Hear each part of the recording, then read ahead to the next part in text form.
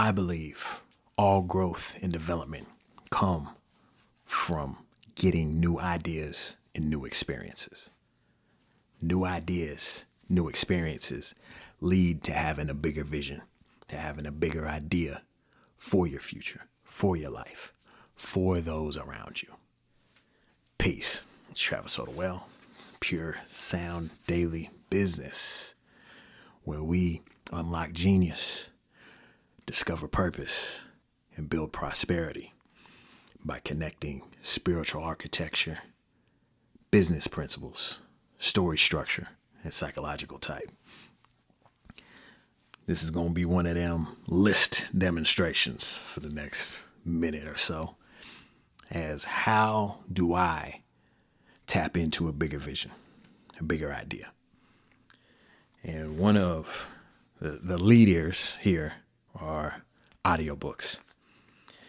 And right now, what I'm listening to is The History of Chicago. This is on Audible. It's the free one. Maybe if I find it interesting enough, I'll get a paid version. Usually, so what I do is I'm interested in cities of America and how societies are built, how cities are built. We can look at governments as businesses. So I'm really saying, how are these businesses, how are these organizations, how did they get built to what they are today? And understanding that history, understanding how things get built over let alone hundreds of years. Right? And I'm always looking for principles to pull out, as well as get inspired by, I don't turn my nose up to other nationalities, other heritage, other cultures, and what they've accomplished. It's where the classic thing, in these days and for the past decade, we've been talking about in the entertainment world of how can we separate the art from the artist? And can we work this in business? We don't give this as much in business and historically. Can we separate the accomplishments from the criminals? Because let me be quite frank, a lot of, I say a lot, but it's just, we're talking about history. There's a lot of criminals. There's a lot of great people. There's a lot of loving people. Yeah, it's history, right? It's history of humanity. It's a lot. So, criminals, right? Human traffickers. I want to say it's like, I don't even think, people addicted to violence, people always want to fight something, want to conquer something. Yeah, all these people. And yet I'm looking at it, studying the history, not getting caught up in the emotions of it. I feel how I feel. And I'm not bringing that to the podcast overall. We'll see as we build. I'll probably add more of that emotional personality. But as far as right now, we're talking structure. I'm trying to get our minds into a different way of thinking. When we talk about, I know my community talk about a lot about being too emotional, emotionalism, making decisions based on emotions, understanding things based on emotion. And this is a demonstration in how to replace the emotionalism and to look at things and learn the lesson. It's always the key. However you're making decisions, however you're looking at anything, learn the lesson. So Chicago, shout outs to Disable, considered the first Chicagoan, Asiatic from Haiti, of Haitian descent. So shout outs to him. That's one of the books I'm reading. I'm just kind of touching on these books. I'm so deep in creating content, gearing up for the webinar, really studying as opposed to reading. So I haven't been super deep with the audios recently, but they're always there. I'm listening to a podcast. It's History of Carthage. And again, historically, same thing. I'm always interested in structure. And the more I've learned about structure, the more I've actually taken an interest into things that I wasn't that interested in before. The most recent when this really hit me was I started getting into the history of Disney. And actually I listened to a book. It wasn't the history of Disney, but it was, it was talking about how Disneyland got created. And really it was focused on Walt Disney, and dude just left my name anyway, or left my mind. And that the reason I've gotten interested in Disneyland is because I started watching YouTube videos on theme park rides. And what interests me on theme park rides is how this all got created. You know, the structure behind it, the system. You know, there's a whole thing, there's a whole organizational process of just getting people together to talk about it, you know, frame it out, let alone getting something built. And they go all the way back. I'm trying to remember. I remember the first video, because there's a couple channels that touch on these subjects.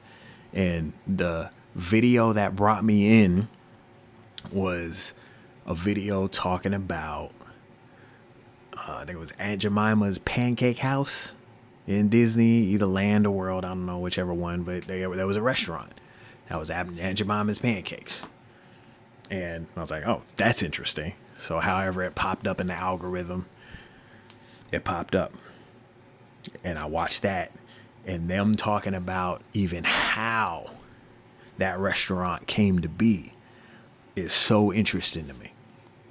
Because what we're doing here is ultimately we're talking about, and this was the demonstration on Friday, right?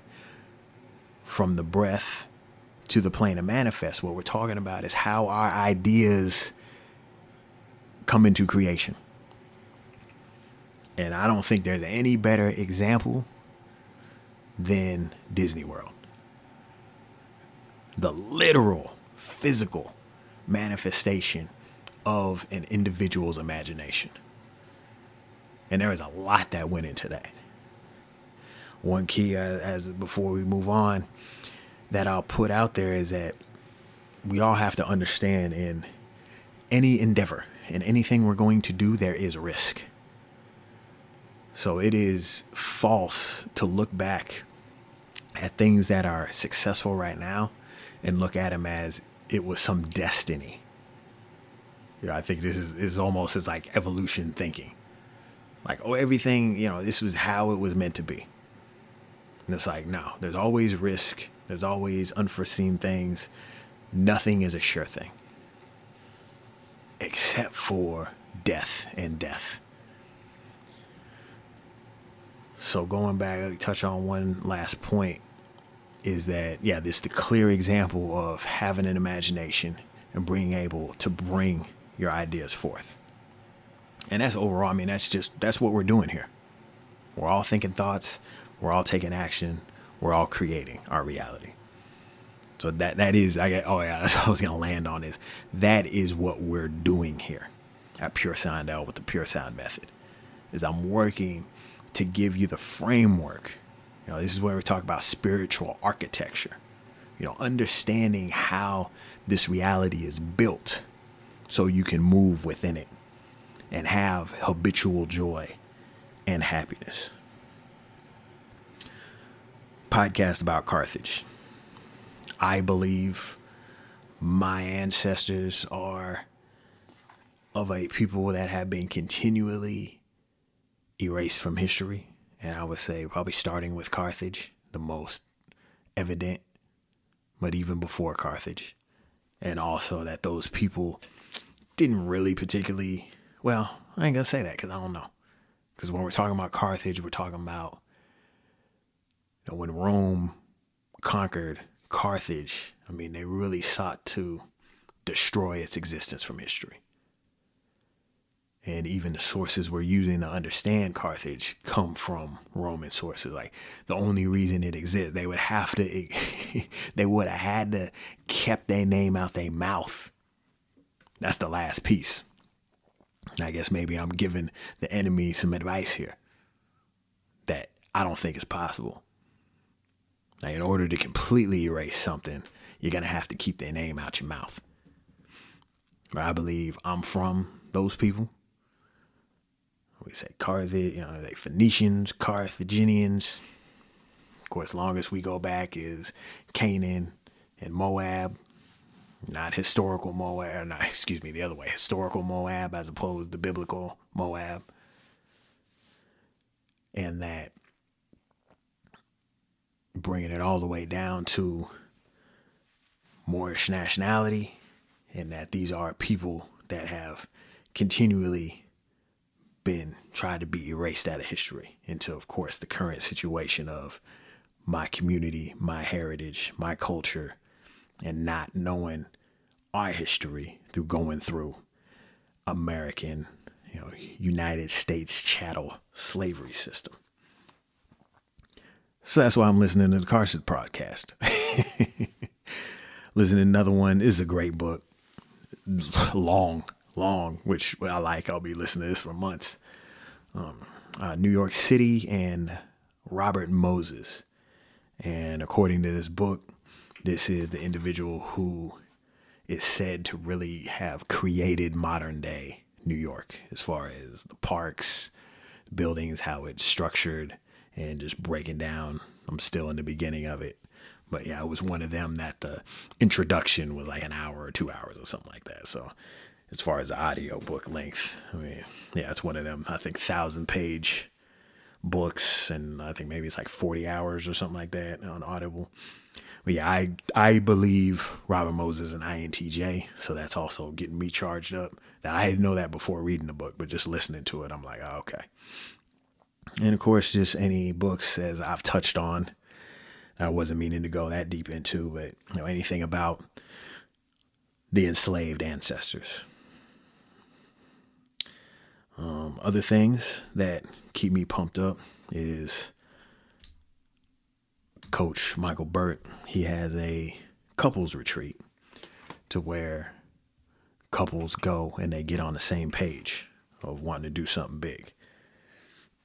And this is in Watercolor, Florida. And I was interested in doing this. I like to project, like to plan, say, that's something I want to do. And it's in Watercolor, Florida. Watercolor, Florida, I looked it up, and it's an unincorporated master planned community. I think I'm going to just leave it at that. You look that up. But that gives me big ideas. That gives me a bigger vision. It's entertainment in general. It's actually, before this recording, I was just talking about Shogun. And I believe Toranaga is an INTJ. I think he's either an INTJ or an INFJ. But he doesn't tap into people's needs that well, so I think he's an INTJ. But yeah, just his big plans and that big time scheming, that gives me INTJ, just flutters my INTJ heart.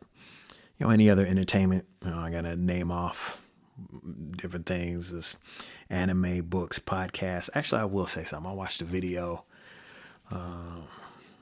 I can't think of what her name is. It's Murphy something. I can't think of her last name, but she started reacting to One Piece, and I am a One Piece enjoyer.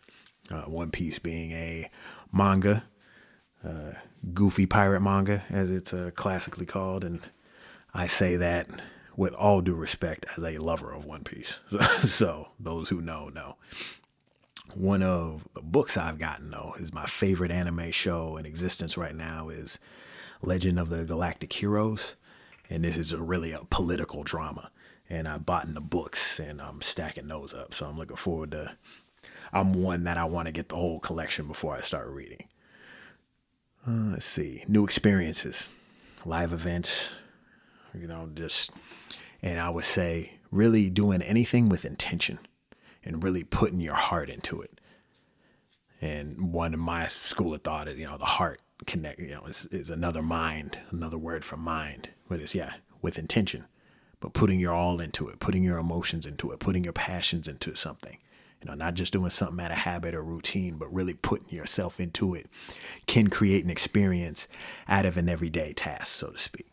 But other than that, bigger ideas, bigger experiences from getting out of your own environment. And I'll say this, shout outs, my boy, Coach Summers, Calculated Violence, The Complex, Tommy, Southside Boxing. They've been opening my mind. Just being around them, going to the live event at a boxing event.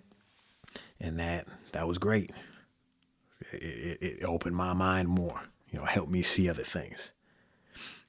So I'll land on this point. One of the biggest ways to check for if someone has intention, said a number one sign of intention is taking notes. Do I have a pencil and paper everywhere I go, every time I listen to something? No. However, I always have a phone. And I have Google Drive on that phone. And I can open drives and take notes when they come to me, when ideas come. And that's moving with intention. Because you have to do it. You have to pull it out. You have to make an effort. It may be weird. It may feel a certain type of way. Maybe in the middle of a conversation. I mean, depending on the context, but get started. Get started on your bigger vision. What are you doing to have a bigger vision? It's Travis Soda Wells, Pure Sound Daily Business. Peace.